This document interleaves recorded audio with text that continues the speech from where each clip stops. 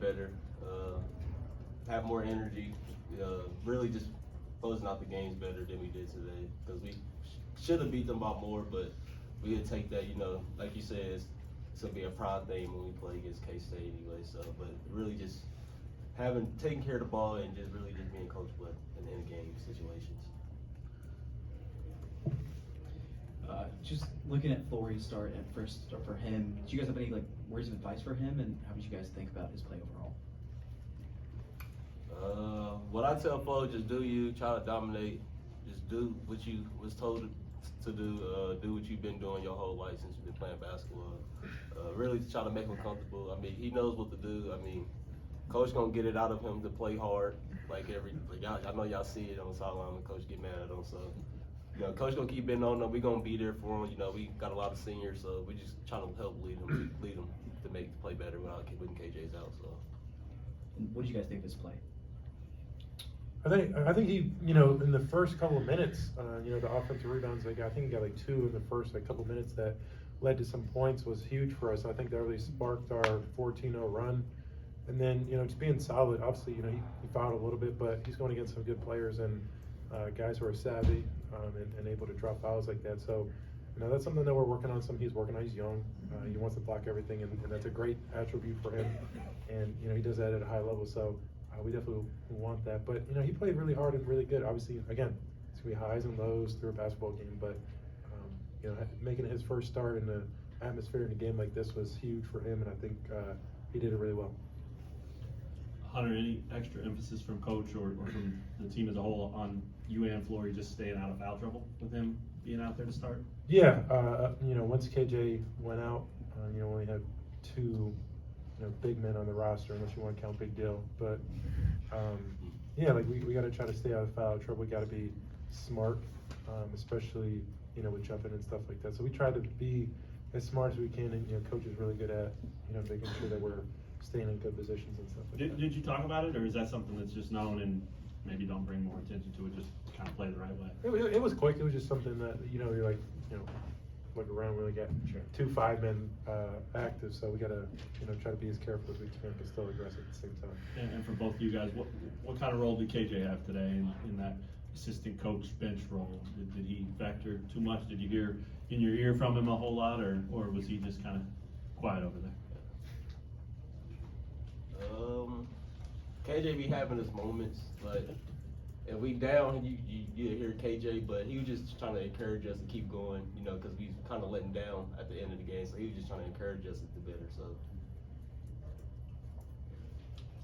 Dajuan, end game as they were making that run coming back, you had 2 pretty big defensive plays on fast breaks with them. What did you see in those coming in? What were you looking for, and how were you able to make those plays? Just trying to get back on defense. Coach always emphasizes me to get back on defense. I was just trying to make a play because we wasn't getting stops really, and it was making a little run. So I just got my hands on the ball, just used my instincts. So. And then obviously a big half from Zeke in the first half there with 14. What did you see from him, and how has he kind of lost some gear in the last few games? What he's been doing. Keep shooting the ball. He's the best, probably the best scorer besides Hunt. He's probably the best scorer on our team. He's the best shooter, so we need him doing that. We tell him to keep shooting, but Zeke, he's unselfish too, so he likes to pass the ball. But we really want him to score, and that's what he's been doing. He's been doing great for us, so we just got to keep it up. And TCU coming up, you guys, anything about him? And I'm wondering, when you're looking at the standings, how do you just focus on the one and not try to get too far ahead of, hey, we need to do this, and this to get here? Yeah, because once you start looking too far ahead, that's when you can start overlooking teams, not coming to play. So especially once you're in a 4-2 record in the league, you got to just take it one game at a time. Look down, not trying to look up. Just keep your head down, keep grinding, and eventually, if you do enough of that, then you can look up and hopefully see yourself in the race at the end of it. Fortunately for us, we got the top teams. All of them have to come here and play in this environment, so that'll be good for us. But going at TCU, another team in the Big 12, where it's going to be a tough environment for us. We're going to have to come to play.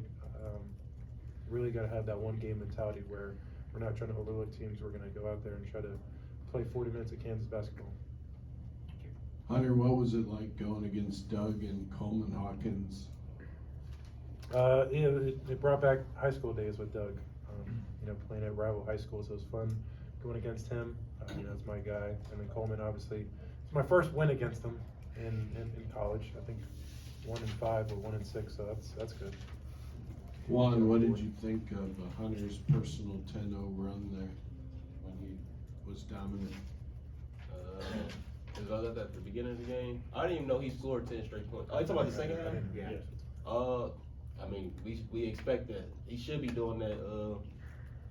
Coach told him before the game how much we expected for him to get in. You know, he did what he's supposed to do. You know, he keeps doing that.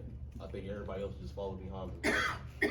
What do you think of when you go to Bramlage? Will it be another high-intensity game? And was the home court maybe some of the difference today? What do you think here? I mean, like, it's going to be a very intense game. That's kind of like, you know, Kansas on the road. It's going to be intense everywhere you go. Everybody wants to feel like, you know, they're KU's biggest rival, and so they're always going to have a big atmosphere and big, make it, you know, a very large game. I don't want to say the word that everybody, you know, teams say nowadays, but it's going to be a very big game for guys. And I think, you know, we kind of let off the gas here, and obviously it's a 10-point win. That's a good win, but I feel like it should have been more. I feel like we were too lax out there, and we kind of gave them a little hope. So hopefully we're gonna have to come out there and play really hard, because they're gonna be fired up for that game and try to play to their home crowd like we did out there. So it'll be a big test for us when that happens. But again, head down, one game at a time on TCU. All right, we're done. Oh, go ahead. Hunter, you mentioned the home crowd. Just where are you going? All right.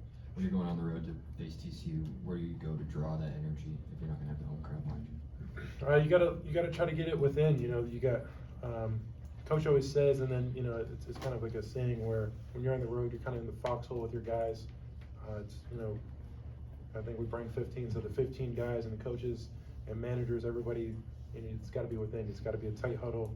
Everybody kind of feeding off each other and starting off early. You know, that first 4 or 5 minutes on the road is very, very important. You know, you can either, you know, go on a run to where you silence the crowd and you're able to kind of play from ahead, or else, you know, you give a team like a 10-0 run and then you're playing from behind with the crowd and everything. It can kind of go, you know, 1 or 2 ways. All right, thanks, fellas. Thanks, guys. Rock chalk.